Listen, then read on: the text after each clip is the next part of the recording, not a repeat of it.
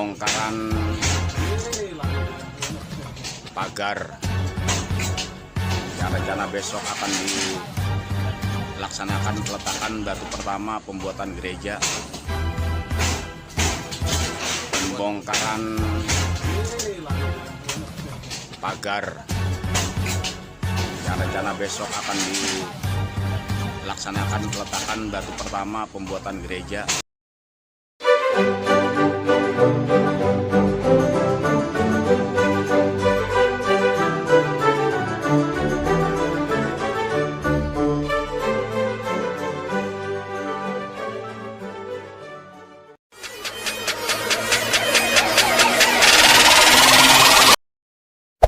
Hey there. Subscribe to my channel. And also press this bell icon. Jangan persulit izin pendirian gereja. Kenapa ini saya katakan? Karena selama ini alasan klasik ya yang dipakai untuk menindak gereja sehingga gereja itu harus ditutup yaitu masalah IMB yang tidak kunjung selesai. Jujur teman-teman, bagaimana mau selesai? Karena memang tidak dikeluarkan oleh pemerintahan terkait. Bagaimana mau selesai? Selama memang tidak dikeluarkan oleh pihak terkait. Begitu. Mungkin pihak gereja sudah menghabiskan banyak waktu untuk pengajuan, mengurusnya dan sebagainya, tapi tidak pernah keluar-keluar tuh izinnya.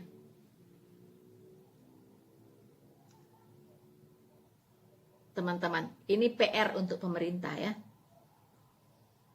Jadi bagaimana Indonesia bisa diberkati oleh Tuhan jika umat Tuhan sendiri mau beribadah pun sulit begitu.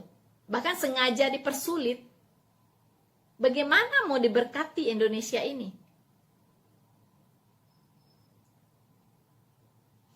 Kalau kita mau berkomitmen terhadap Undang-Undang Dasar 1945 pasal 28E, tidak boleh ada yang menghalang-halangi, ya, tidak boleh ada yang mempersulit orang untuk beribadah, apapun agamanya, tidak boleh.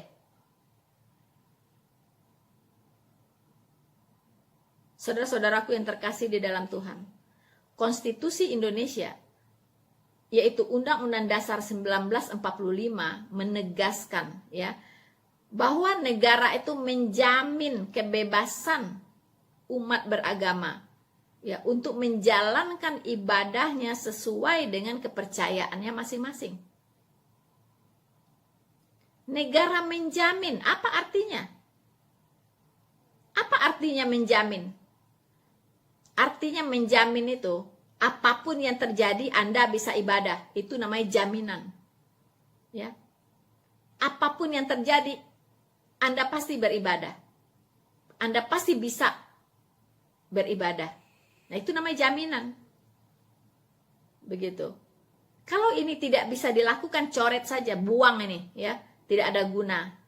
Hanya memenuh-menuhkan kitab undang-undang saja kalau memang tidak bisa dijalankan. Untuk apa? Sudah 76 tahun loh Indonesia merdeka. Tetapi untuk mengaplikasikan ini saja, itu belum pernah berhasil pemerintah Indonesia. Kalau dihitung berapa gereja yang sudah ditutup, berapa gereja yang sudah dibakar, berapa gereja yang sekarang masih punya masalah dengan izinnya. Merdeka apa seperti ini? Tidak ada kemerdekaan. Maaf, tidak ada. Kenapa? Karena hak azazi manusia itu adalah untuk menyembah kepada Tuhan. Itu hak azazi manusia loh. Ya, semua manusia itu punya hak untuk menyembah Tuhannya, untuk beribadah kepada Tuhannya. Dan untuk beribadah kepada Tuhan tidak boleh ada yang menghalangi. Karena Tuhannya memerintahkan. Saudara-saudaraku yang terkasih di dalam Tuhan. Semua umat manusia punya kebutuhan untuk menyembah Tuhannya. dan bahkan Tuhannya memerintahkan untuk beribadah. Ya, Tuhan yang memerintahkan. Jadi manusia tidak ada satupun yang boleh menghalangi. Ya, setiap individu ingin menyembah Tuhannya, ingin beribadah kepada Tuhannya, itu adalah hak azazi dia. Sama dengan hak azazi dia untuk makan. Ya, semua orang boleh makan, tidak boleh ada yang melarang. Tidak boleh ada seorang pun yang melarang orang lain makan. Ya, karena itu hak azazi yang paling mendasar. Sama dengan beribadah, sama dengan beragama. Itu hak azazi manusia paling mendasar. Lalu Indonesia akan bicara tentang ketangguhan.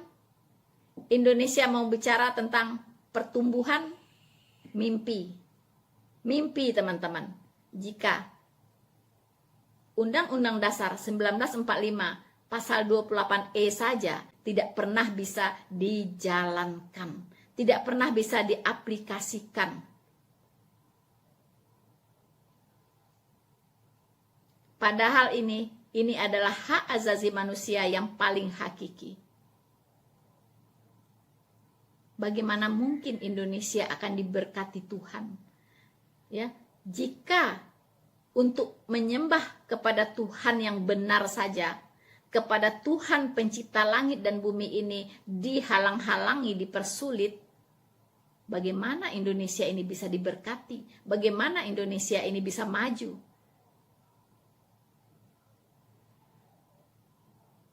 Teman-teman,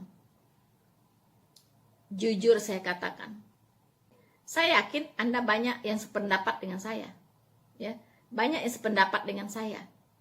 Ya, hukum Indonesia menerapkan Undang-Undang Dasar 1945 pasal 28E ini menjadi kebebasan yang terbatas.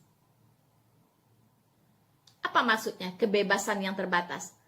Dia menjamin ya hak setiap warga negara, ya, menjamin kebebasan setiap warga negara untuk beribadah dan menganut kepercayaannya masing-masing. Tapi dibatasi, teman-teman. Inilah yang saya sebut dengan kebebasan yang terbatas. Undang-Undang Dasar 1945 pasal 28 ini dibatasi dengan apa? Yaitu dibatasi dengan SK 3 Menteri. SK 3 Menteri. Ini yang memperkosa Undang-Undang Dasar 1945 pasal 28E. Saudara-saudaraku yang terkasih di dalam Tuhan, sebangsa dan setanah air dimanapun Anda berada, mengapa saya katakan bahwa SK 3 Menteri itu merongrong ya pengaplikasian dari Undang-Undang Dasar 1945 pasal 28E ini. Mengapa saya katakan demikian, teman-teman? Karena di dalam peraturan 3 Menteri ini itu diatur ya syarat berdirinya sebuah rumah ibadah. Syarat berdirinya sebuah rumah ibadah, teman-teman. Dan tendensinya mempersulit bagi pendirian rumah ibadah dari kelompok minoritas. Nah, ini yang jadi persoalan. Ya. Seperti dikatakan, di RT 9 ingin mendirikan rumah ibadah. Nah, itu masyarakat di lingkungan RT 9 ini, minimal 90 orang itu harus menandatangani persetujuan untuk disetujuinya berdirinya rumah ibadah di RT itu. Teman-teman, Anda bayangkan ya, kelompok minoritas. Ya, mana mungkin di lingkungan itu punya 90 orang Kristen. Tidak mungkin kalau hanya berharap dari RT itu. Begitu, teman-teman. Ya. Kemudian jumlah rumah ibadah yang didirikan itu komposisinya ditentukan oleh jumlah dari umat beragama di daerah itu. Ya. Nah, ini juga akan mempersulit, teman-teman. Kalau sekiranya mayoritasnya Muslim di wilayah itu, ya, pasti tidak akan bisa didirikan di situ gereja, ya. Karena tidak memenuhi persyaratan dari jumlah yang tadi, yang harus tanda tangan untuk persetujuan itu. Ya. Kemudian berikutnya dikatakan tidak mengganggu ketentraman dan ketertiban umum.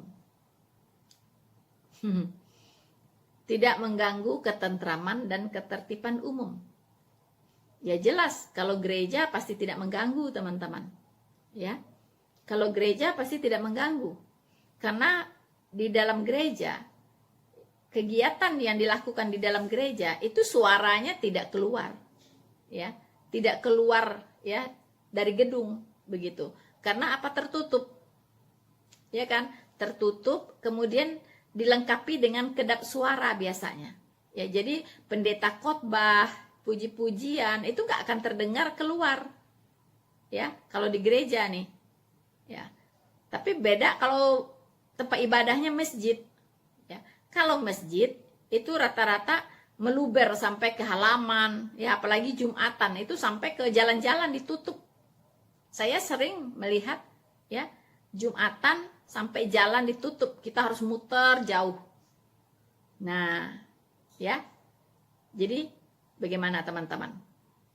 Bukan cuma jalan ditutup. Ya, kita yang tinggal di tempat misalnya mayoritas Muslim, pasti ada masjid di situ. Pasti ada masjid di situ. Nah. Ya, kalau sampai orang mengatakan, aduh, baru mengatakan, oh kecilin dikit dong bunyi toanya, itu aja sudah dikasusin teman-teman. Ya, itu saja sudah dikasusin. Lalu bagaimana dengan peraturan ini? Ya, itu yang buat peraturan ini bicara pakai apa nih? Pakai mulut atau pakai yang lain gitu? Ya, kalau buat peraturan itu harus terapkan ke semua rumah ibadah, bukan cuma gereja. Ya. Jadi ini yang buat peraturan ini sambil merem. Ya. Ya namanya peraturan itu berlaku umum. Ya, ke semua rumah ibadah. Masjid, gereja, wihara, semua tidak boleh melanggar ketertiban umum atau melanggar kenyamanan dari lingkungan itu.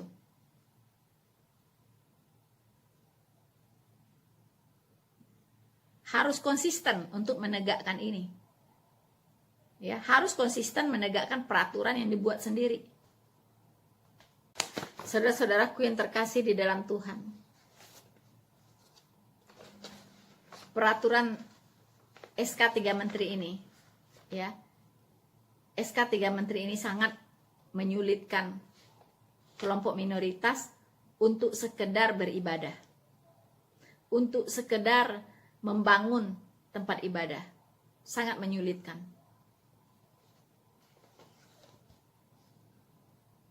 Padahal untuk beribadah, sekali lagi saya katakan, itu adalah hak azazi manusia yang tidak boleh diganggu atau dibatasi oleh siapapun.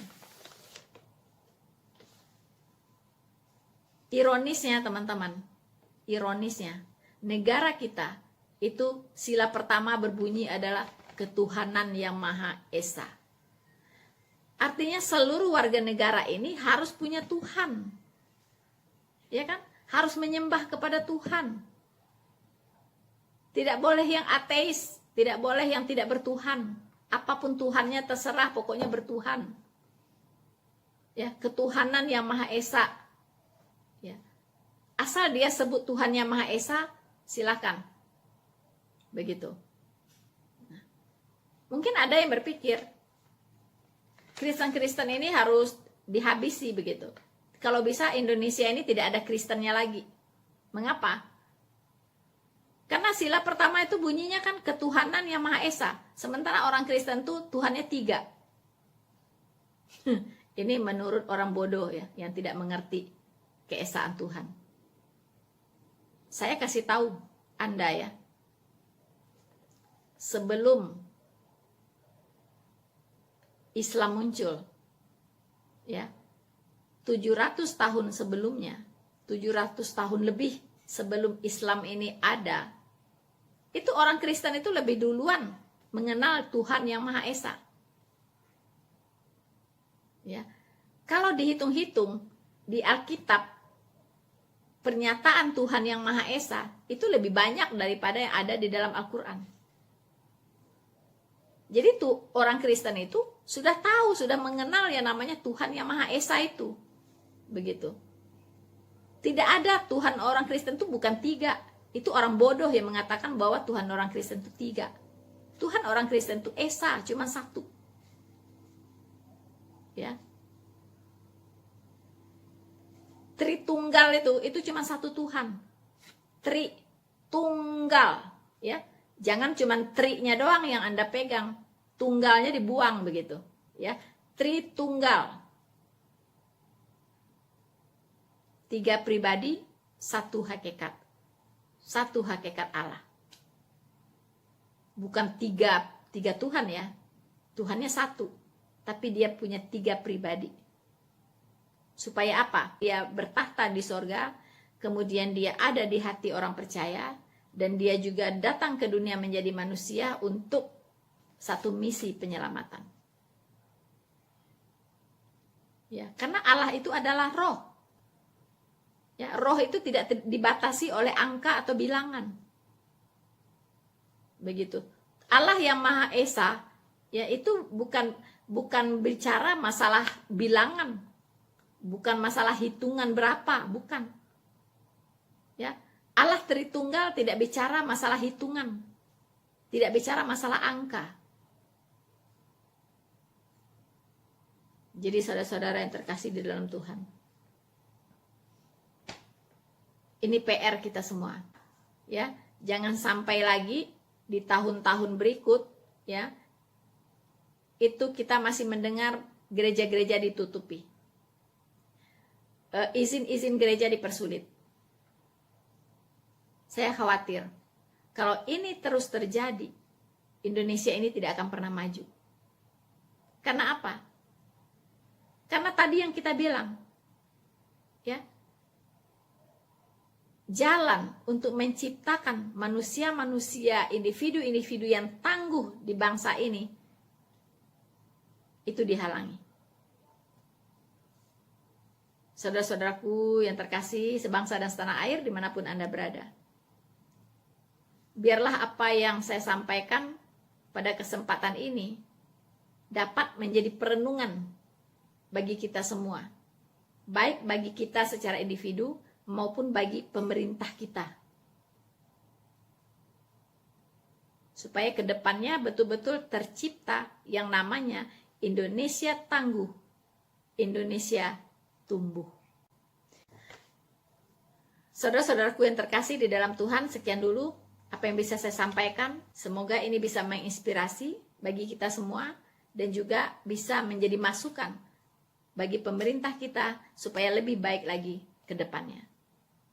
Jangan lupa teman-teman untuk terus mendukung channel Noverina Solihin dengan cara like, subscribe, dan share video ini. Maranatha!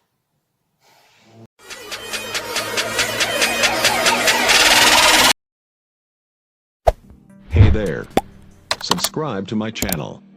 And also press this bell icon.